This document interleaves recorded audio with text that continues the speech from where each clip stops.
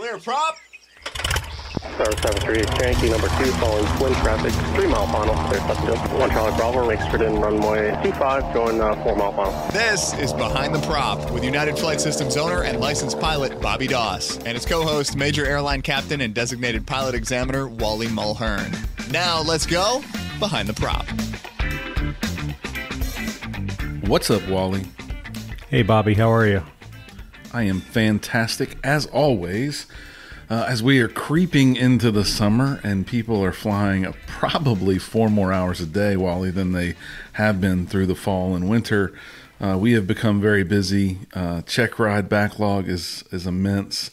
And I think in general, the aviation training has almost added about 50% since the fall and the spring and the winter, because we were flying about an 8-hour day and now we're flying about a 12-hour day. So planes are breaking more, things are going to maintenance more, and because you're doing more check rides, we continue to see and hear where people don't know how to look for the right stuff, and it feels like maybe we're playing a game of hide and go seek as we look for information that is not intended to be that hard to find. Would you say a check ride, Wally, or just aviation in general, is a closed book test or an open book test? For sure it's an open book test. There's an old saying that says, teach a man, or give a man a fish, you feed him for a day. Teach a man how to fish, you feed him for life. And, and you hear people talk about the acquisition of knowledge. I mean, that's why we go to school. That's why we read, we study to acquire knowledge, right? Well, the fact of the matter is that you're just not gonna. There's so much in flying airplanes. There's so much in any field.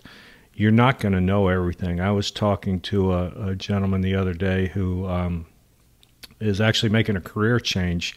He was a collegiate athletic director, and he's making a career change. He's going to be a professional pilot. And we were talking about that. He said, there's no way I know all the NCAA rules. But he says, I have the ability to find them out in a hurry. If this situation arises dealing with the NCAA, he can find the information. And that's so important in this career, this activity called flying airplanes that we all do, is, in a perfect world, we would know it all. We would have it all at the tip of our brain, but we don't. I don't. I am constantly referencing materials. I mean, I'm in the middle of check rides looking at a maneuver and going, golly, what was the standard on that? And I'm pulling up the ACS. I'm okay, yeah, it's the standard is this, so we're good, or maybe we're not so good. But being able to find the knowledge is so important. I remember my first instructional flight happened on August 31st, 1981. And we went up and we flew for 0.7, and the airplane was 2549 Alpha. It was a Piper Tomahawk, a PA-38-112. And we finished the flight, and we were walking back into the FBO/flight school. And my instructor said, okay, you need to buy 2 things right now. You need to buy a logbook, and you need to buy the manual, or the POH for the airplane, probably the PIH probably. So for probably about $15, I walked out of there with 2 books. And he told me, he says, you need to go home and read that book on the airplane, and you need to know everything in there. And I said, okay. And as I look over at my bookshelf, if we had video, you could see me looking over at my bookshelf. That manual sits on my bookshelf. Again, August 31st, 1981. So that's almost 43 years ago. I purchased that book, and I still have it. And I can't say I reference it a lot because I don't do a lot of check rides and Tomahawks. I've done maybe 2 in the past many, many years. But I think I can honestly say that I have never taken a check ride in an airplane for which I did not either own or have easy access to the manual for the airplane. Yeah, so let's talk about there's a wide range of books, right? The POH doesn't do it by itself, right? And maybe during a check ride we reference that quite a bit.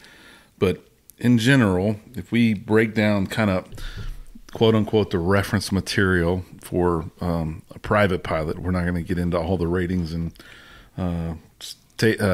type ratings and stuff. But if I was going to reference something for my private pilot certificate, as I learned and as I entered my check ride, we would think about a handful of things, and the list is actually going to be long. And what I try to tell people at the flight school a lot lately, and I think my position's changed over time, but flying is less about being in the air and more about being on the ground. And of course, no one likes to hear that, but I can tell you that 90% of, and you can gauge me here, Wally, 90% of the things that don't go right on a check ride are knowledge-based. Even the things in the air are knowledge-based, right? It's something that went wrong because they didn't understand or couldn't reference a piece of material, i.e. the checklist, the POH, whatever that might be. So the list is a handful of things. But first, before we get in the list, what do you think that number is? Percentage of not good outcomes based on knowledge versus tactile skill? I would say 80%. Yeah. So it's a high number. It's more about the knowledge and the reference material. So as this is an open book world, as the check ride is an open book test, the information's out there. It's just hiding from you. And today we're going to teach you how to go seek it out. So the Pilot Handbook of Aeronautical Knowledge, the Airplane Flying Handbook, the Federal Aviation Regulations, or better known as the FAR, the AIM, the Aviation Information Manual, the POH, the Pilot Operating Handbook, the ACS, which is the Airman's Certification Standards, and they were all just republished and made available May 31st, 2024. And then we're getting a little sketch on some of this stuff, but you have to know NOTAMs, and you have to know where those live. You have to kind of be aware of the chart supplement. Most of us are probably using an electronic flight bag now. ForeFlight being popular, we might use that to get some of our information. And the POH has the same section, I think it's 1981, where the FAA changed the sections in POHs, and they all match now. But you should at least know the table of contents. Wally and I were joking when we went to school. We actually used a index card system to find books in the library. I have a feeling kids don't do that anymore, Wally. But the table of contents is kind of what we grew up on, and we should at least understand the table of contents. So let's kind of run through each of these books and talk about the type of information we would find in them. I can remember as a young pilot, my instructor would say, "I can't believe you don't remember 61's the certification part and 91's the operating part of the FAR." And I'm like, Jesus, how am I supposed to remember 400 parts of the FAR AIM, right? And now, 6 years, 7 years, 9 years later, I easily understand that Part 61 and Part 141 are the certification chapters, and 91 and 121 and 135 are the operating chapters. And there's many others, but I don't think pilots need to understand that at the private level. I think they just need to understand 61 and 91 if they're not going to a Part 141 school. Would you agree with that as it relates to the federal aviation regulations, Wally? Yeah, I would agree. And I don't, quite frankly, I don't think it's that big a deal that you maybe get the two confused occasionally. So what? I mean, if you're looking for how much nighttime I need to be a commercial pilot, and you're looking in 91, you're not going to find it. And eventually you're going to go, oh, yeah, it must be over in 61. It's just like, moving to a new house. The first few times you drive to a new house, you might need a map or, plug it in your phone. And at some point you stop doing that. You can just get to your house. You don't need the reference. So, I think those, just by doing it, those things will come around. Now, I think the the question early on here from maybe some of the listeners is, well, do I have to have a current FAR aim, Wally, when I'm in my check ride? If I don't have that book stack paper with you, are you going to be frustrated or disappointed with me as an applicant?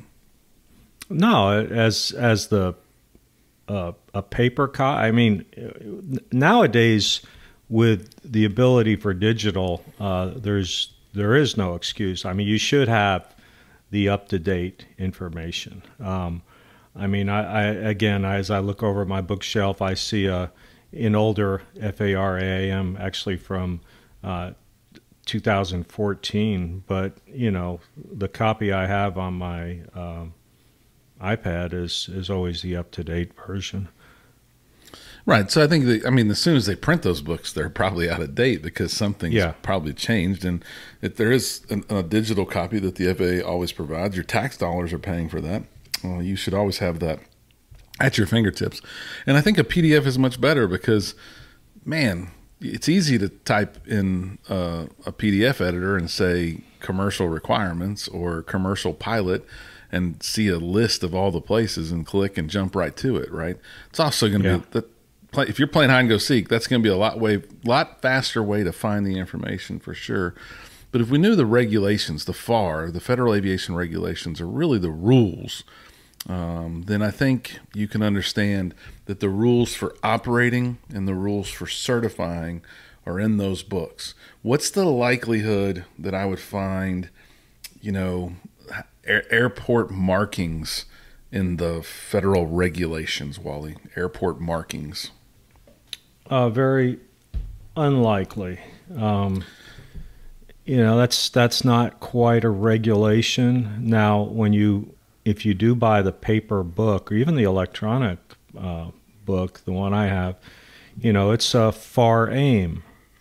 And the aim is where you're going to find non-regulatory information. I distinctly remember as a young pilot sitting at home one night with obviously nothing to do, and I picked up my FAR aim and I started going through the aim and just actually reading it, believe it or not, and I was amazed. I was thinking, wow, man, there's some good stuff in here. There's a lot of good stuff. And I remember that night, I remember thinking, man, this is a great reference material. And I started using the AIM a lot more. Prior to that, at this point, I think I was a private pilot.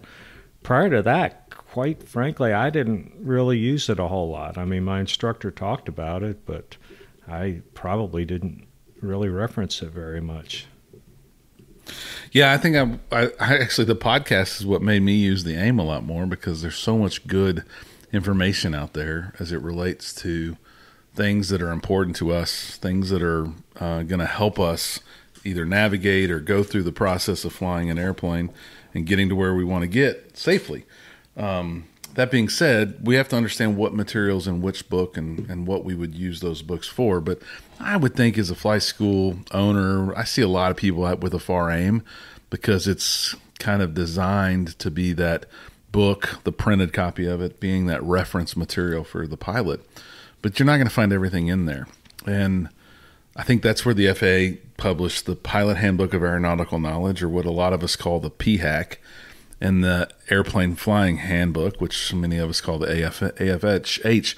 But those books are different. I think we both believe they should be one book nowadays. But I would say a lot of people are in the mindset of buying those books as well as reference material when they are training. I think you're either a tactile person, you like to touch the book, or you like the digital world. I'm a person that probably has both because I like to be able to touch the page, highlight things, mark the pages up. But the books are different, and it would seem really simple. But I think before we start recording, Wally, we both said sometimes we're confused, and even at our level of pilotage, we look in both and can't find sometimes what we're looking for until we get to the second version. Do you want to describe kind of how the books are laid out, or what each book is really supposed to be doing for us? Yeah, I look at the Airplane Flying Handbook as almost a maneuver's guide. The pilot, the PHAC, I look at as more of a, I can't think of a good phrase to actually describe it, but for instance, if I wanted to know how a vacuum system on an airplane works, that would be something that I might look at the PHAC. Or let's say I'm a young pilot and I'm starting to consider multi-engine rating, and I wanted to read about multi-engine aerodynamics. What's the big thing about VMC? I've heard all of this. Well, that's probably going to be in the airplane flying handbook because it relates to actually flying the airplane. But having said that, I would say probably 30% of the time when I'm looking for something, I look in the wrong place. So that's why we're saying, in the digital world of most of these books being nothing more than a file on our computer or our iPad, it would be, most of the time we've combined the FAR and the AIM into one document, and it makes searching really convenient. I wish somebody would combine the PHAC and the Airplane Flying Handbook into one document, and so we could, you could go in there and you could type in soft field landing techniques or something, and it would take you to the correct book.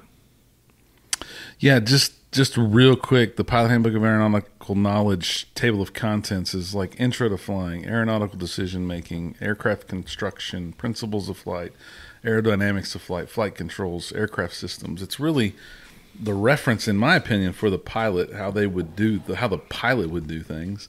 And the Airplane Flying Handbook is introduction to flight training, ground operations, flight maneuvers, energy management, maintaining air traffic control, takeoffs and departure climbs, ground reference maneuvers. It's really the reference for the plane and how the plane does what it wants to do. So if that helps, great. The second half of the Airplane Flying Handbook is really the transitional stuff, transitioning to complex aircraft, multi-engine aircraft, tailwheel airplanes, turbo propellers, jet-powered, etc. So it's really more about the actual physical aircraft, while the Pilot Handbook of Aeronautical Knowledge is more the stuff the pilot needs to reference to be a better pilot. But you would say, or I would assume you would say, Wally, those probably need to be available during the check ride if the student needs to look something up. Would you agree? Absolutely. I would say the documents that need the most reference is the FARs and the POH, because we're going to get in. We're going to start digging. I'm going to start asking. I'm required to address 3 systems, and we're going to do it in the, at least with me, we're going to do it in the terms of a flight. Okay, we're flying along, and you get this indication. Well, what's going on? Or we're starting the engine, and this happens. What are we going to do? And maybe referencing the checklist is what I'm getting at. And how are we going to, then I'll say, well, let's reference the checklist. And, we may talk about starting the airplane using external power. Well, what are we going to do? We just going to get them to plug external power in? Is it a 12-volt system, 24-volt system? Or, are we going to plug it in and turn on the master switch and start the engine? Oh, wait a minute. Maybe we're not supposed to turn on the master switch when we plug in external power. Maybe we are. Yeah. I don't know. I think we say this a lot, right? Where are you going to turn when you say you don't know something? It's going to probably be the checklist and then the POH. And the checklists are in the POH. All of them are, that the manufacturer had. But I'm sure there's probably a checklist that is with the aircraft as well from the flight club or the flight school, or someone's made something or they've bought something like Checkmate. We've referenced, these third-party condensed checklists in the past as well. But you need to know what's on that piece of paper. You need to know what's on that hard cardstock and be ready to answer those questions. But that checklist is not going to have everything on it. And external power is a great one because as a flight school, we probably have to jump a lot of planes when it rains for 4 or 5 days. Those planes have to be powered by external power to get started.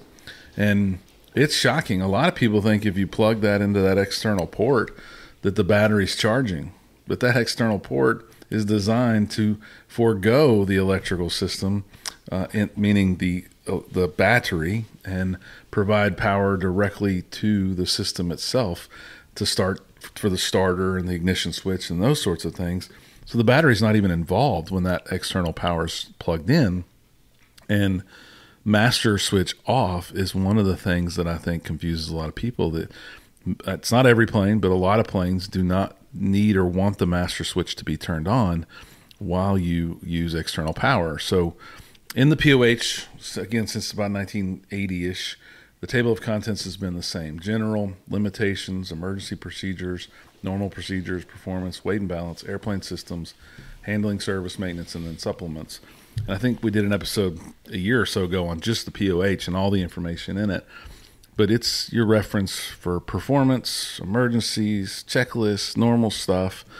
And it's pretty simple. I hate to give too many shortcuts, but if you look in the POH on about the 3rd or 4th page, there's a performance section. And we talk about it all the time. You should have a wind gauge of what your plane's going to be able to do. And right. I'm looking at a POH and it says performance specifications. And it's like I'd call it a 5,000 foot view of the information for an airplane, this particular airplane. And it says speed, max sea level, 126 knots.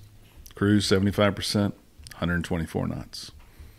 Ground roll, 960 feet. Total distance over 50-foot obstacle, 1,600 feet. Like, do you agree people should just kind of know that stuff? Yeah. You need to have a rule of thumb. It's just like, if someone says, hey, I live in this part of Houston, why don't you come over tomorrow afternoon? Right off the bat, I'm thinking, okay, that's about a 45-minute drive. I have an idea of what it's going to take to get there. But a lot of times I don't see that. I mean, I'll ask questions on check rides, and people will dive into maybe the performance section, and they'll give me a number that is just ridiculous. I'll ask them, takeoff distance, and they'll come up with, 8,000 feet. And I go, that's maybe a bad example, but maybe they'll come up with 4,000 feet. I'll say, does that seem normal? And a lot of times what the answer I'll get is, well, that's what the chart gave me. I go, but okay, forget what the chart gave you. Does that seem normal? Well, it seems a little high. Oh, I'm on the wrong chart. Okay, let me look at the right chart. And then they come back and they come up with 970 feet. Okay, all right, now that passes the smell test. I mean, and I say this all the time. If you go to the local hamburger joint and you order a burger, fries, and a Coke, and the person behind the counter says that'll be $72, unless you're in California or something, I think most of us would say $72 for a burger and fries and a Coke, that seems high. It doesn't pass the smell test.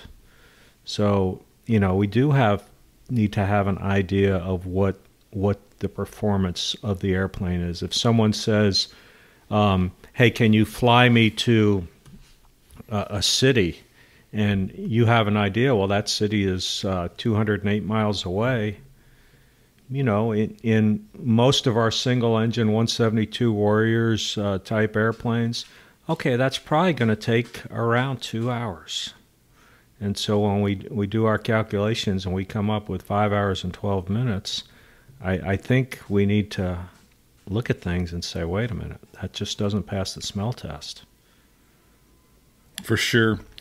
And if we get past the smell test, and we've had this material with us, the question that I get a lot is, and it's kind of always a secret question, Wally, it's, does Wally care if I use ForeFlight or my iPad? Does everything have to be paper or electronic? Is it okay? What are your views on using ForeFlight and using the reference material that's in ForeFlight? For example, understanding things that are historically in the chart supplement that might be a little bit easier to find in ForeFlight, the hours or altitudes for a military area or restricted area. Are you okay if they use ForeFlight for that information? Absolutely, and I would actually prefer it, because as long as there are no little red numbers on ForeFlight, is up to date. So I would actually prefer that. It'd be pretty hard to keep up with paper materials as well as ForeFlight keeps up with the electronic materials, right? I mean, right. We have a prohibited area just north of Houston, just west of Waco, Texas. And for those of you who aren't around here, if you pull up, the sectional, you'll see just a little bit southwest of Waco, Texas, is a little circle, and it's P49, and it's located in Crawford, Texas. And if you do a little research, you can figure out who lives in Crawford, Texas.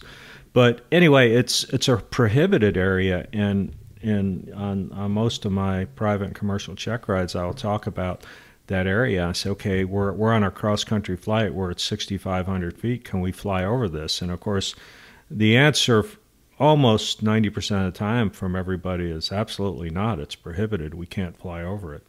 And then the question is what is the ceiling of prohibited area P49?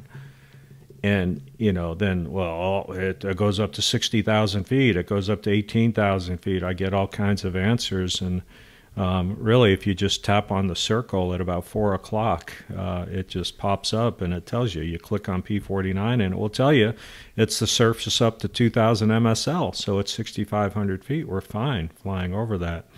But that's kind of stuff that you need to be able to reference in the airplane, because by and large, the cross country that I give to people does not have them fly over that.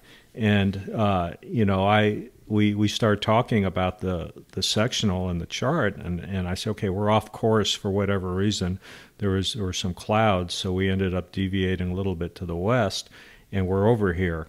Well, how can we get this? So sometimes you're heading for something, and you need to be able to find it pretty quickly, and it's right there. It is right there. It's all you got to do is ask for it, and the information is there. You're literally there at your fingertips. Yeah, I need to figure out why that's not P43, because it would be he was the 43rd president. So interesting on why that's not P43. I guess it was probably already taken. But that's a great thought.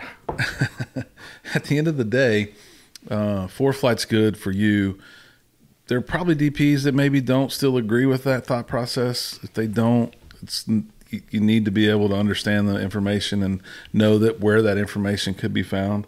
But I think that's a dying thought process, a fading thought process, where paper and not using some of these electronic aids are not valid. I mean, the FAA's announced some stuff recently where the electronic flight bag is just as legal as anything on paper. So reference your local area, make sure that you know what's expected. But I would be shocked if a DPE told you couldn't use ForeFlight or an electronic flight bag that was up to date nowadays. Now, having said that, we are supposed to introduce systems failures on a check ride, and one of those systems that could fail could be your iPad. So if you are going to use ForeFlight, you do need to have some sort of a backup, whether it be ForeFlight on your phone, which may not be ideal, but it is a backup. Worst case scenario, you could use it, whether it's a paper chart. that you could pull out and use. So yeah, you need to be prepared for a systems failure. And again, that system that fails could be your iPad. And especially this time of year, we have iPads overheating. And many times on check rides, oh boy, my iPad has overheated and it has shut down. Well, okay, deal with it, manage it. That's what we're doing. We're managing systems failures. Your iPad overheated in Houston, Texas? Yeah. Not mine, just my applicants. The true value of that, for me, in my opinion, the things that are truly dynamic, right? Things that could be NOTAMed, right? And you need to be able to speak to NOTAMs. You're responsible for everything on that flight, whether it's a check ride or not. You need to know. I joke that today's a pretty normal day in Houston, and our home airport has released some NOTAMs that, as a flight school, I probably get more of a push of those NOTAMs than the average pilot. But if Tom, Dick, or Harry are thinking about going to the T-hangar today and pulling their plane out and taking off on the big runway, they're going to be shocked when they turn that plane on and listen to ATIS, because the big runway is going to be closed for some edge mowing. And it's just not a natural thing that the big runway would be closed on a pretty day, because normally it would be busy and a ton of jet traffic coming in and out. But that guy or girl is going to have to take off on the little runway. And if they need 4,000 feet, they're going to have issues because it's not 4,000 feet long. So NOTAMs, being able to find those NOTAMs and ForeFlight or electronic flight bags are great location, great use for those things. Let's talk about the B list. I would say we agree that this B list of places for reference where information might hide that we need to go seek out is probably not as really common, but I'm going to give a challenge to those of you out there. And the first one that finds it and sends it to me, Bobby at behindtheprop.com, I'll send you a free Behind the Prop t-shirt in the coming week.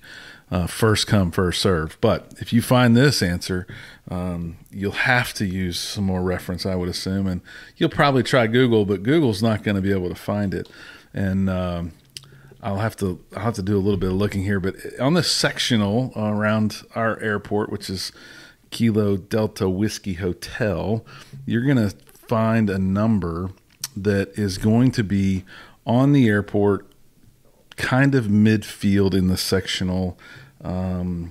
It's going to have I'm trying to find it here in real time. I should have been better prepared. It's got a dash 138-25, and I want to know what that 25 is. If you can tell me what that 25 is, then I will send you a Behind the Prop t-shirt. So again, it's David Wayne Hooks Airport. It's 138-25. If you can tell me what that 25 means. And to find that, you're probably going to need an aeronautical sectional user's guide. And that's a free document from the FAA. Great document to have on your iPad. That will not be something you're going to find in a legend, but the legend's good information. We've talked about a lot of the handbooks, Wally. There's a weight and balance handbook.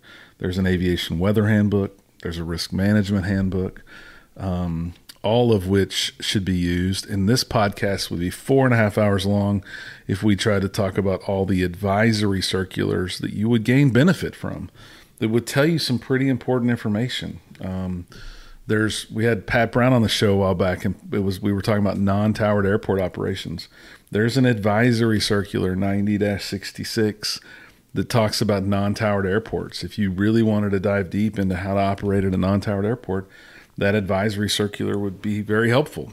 The FAA has a radio communications phraseology and techniques manual, right? That's also kind of AIM Section 2, but lots of stuff out there that you could get really deep in the weeds on, but probably not what you need to have as an everyday pilot. When we get in the big debate at the school, there's probably a letter of interpretation that the FAA has released, and those become valuable in those scenarios about really what does it mean or what's the FAA's interpretation. But it's just not made it to the regs yet, right? And I doubt you've ever had someone produce a letter of interpretation in a check ride, Wally. Is that a true statement? I don't think so.